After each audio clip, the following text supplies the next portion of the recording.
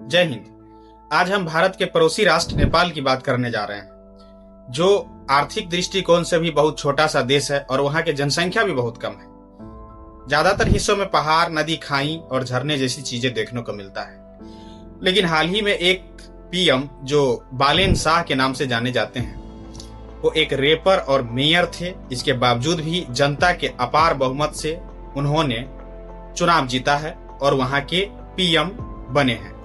वो प्रधानमंत्री ही बहुत अच्छे, वो प्रधानमंत्री बनते ही एक्शन में आए हैं। उन्होंने पूर्व प्रधानमंत्री केपी ओली शर्मा को गिरफ्तार करवाया है भ्रष्टाचार के आरोप में। यानी ऐसा लगता है कि नायक फिल्म के जो सीएम होते हैं उस स्टाइल में वो काम कर रहे हैं। लगता है कि मैं आज उसका चर्चा क्यों कर रहा हूँ, क्योंकि हमारे भारत का एक सपना था कि वन नेशन और वन एजुकेशन होगी, जिसके फलस्वरूप यहाँ पर आरक्षण की व्यवस्था को भी खत्म किया जाएगा।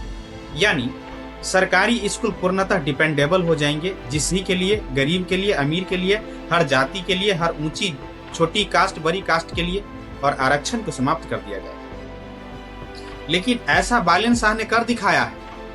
यानी हाल ही में बालन शाह ने प्राइवेट स्कूल को बंद कर दिया। कहना यह है कि बड़े कास्ट हो या छोटे कास्ट हो या किसी भी वर्ग के लोग हो या नेता के बेटा हो चाहे प्रधानमंत्री के बेटा हो, कोई भी व्यक्ति हो, सरकारी स्कूल में एडमिशन कराएंगे, वो पढ़ेंगे और साथ रहेंगे। यानी सब वहां पर इक्वल है और बराबर है।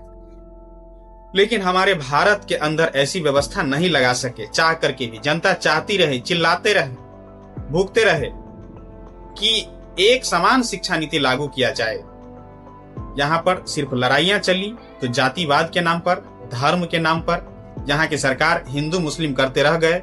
लेकिन बाजी मार गया आज नेपाल के बालन शाह, और पूरा जनता उनसे खुश है और इनका असर आज देश विदेश में पड़ रहा है। कुछ दिन पहले किसी बात को लेकर के झगड़ा भी लगाया गया था कि हमें नेपाल को ग्रेटर नेपाल बनाना है, जिसके बावजूद कुछ लोगों ने कई सारे कमेंट्स किए थे। पर सबका रिश्ते नाते का संबंध है और पाकिस्तान की तरह ये सब झगड़ालू नहीं है, इसीलिए हमको इनसे भेदभाव नहीं करना चाहिए।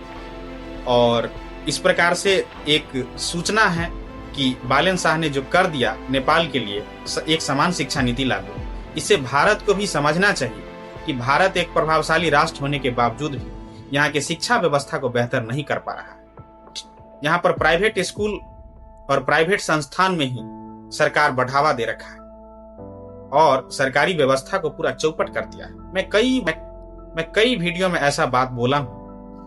और इतना ही नहीं, देश के सभी लोग चाहते हैं कि हम सब जागरूक हो, शिक्षित हो। बस सरकार की तरफ से एक समान शिक्षा नीति लागू हो।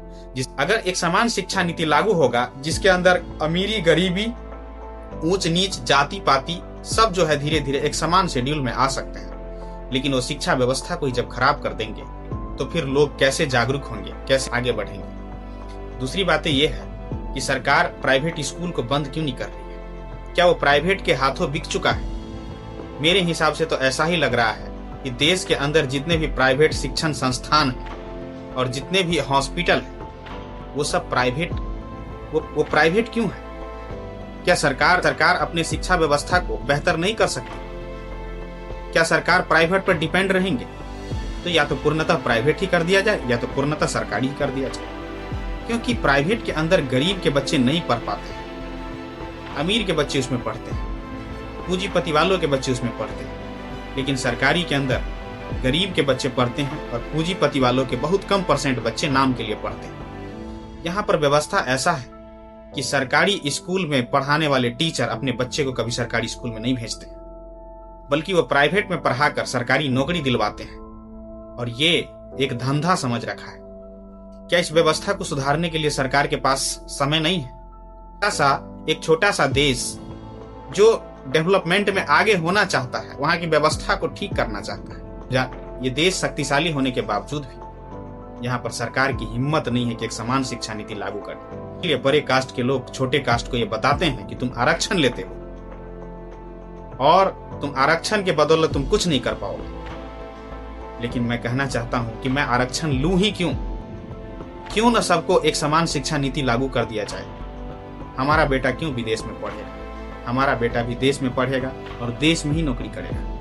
हमारा बेटा भी सरकारी में पढ़ेगा और सरकारी में नौकरी करेगा। अगर प्राइवेट स्कूल में पढ़ेगा तो प्राइवेट में नौकरी करेगा। अगर सरकारी स्कूल में पढ़ेगा तो सरकारी में नौकरी करेगा। लेकिन ये सारे झंझट का एक ही जड़ है, एक समान शिक्षा नीति लागू करना है। ये छोटे छोटे राष्ट्र इस बात को समझ रहे हैं, लेकिन बड़े राष्ट्र जो है वो इस बात को नहीं समझ रहे हैं। अब भारत को क्या करना चाहिए, नहीं करना चाहिए, वो नेपाल वाला व्यवस्था और कानून ही शायद यहाँ पर आना जरूरी हो गया है, जनता को जागरूक होकर के, ताकि देश के अंदर एक समान शिक्षा नीति लागू हो। और एक समान शिक्षा नीति के बदौलत सभी लोग भारत देश के अंदर सभी लोग एक समान हो। और एक समान शिक्षा नीति लागू होगी तो सभी लोग एक समान होंगे। और अगर एक समान शिक्षा नीति लागू नहीं होगी तो एक समान नहीं होंगे। ऊंच नीच, जाति पाति, भेदभाव, जाति धर्म, हिंदू मुस्लिम, सिख ईसाई, ये सब रहबे करेगा। लेकिन एक समान शिक्षा नीति लागू हो गया ना, तो लोग अवश्य इस बात को समझेंगे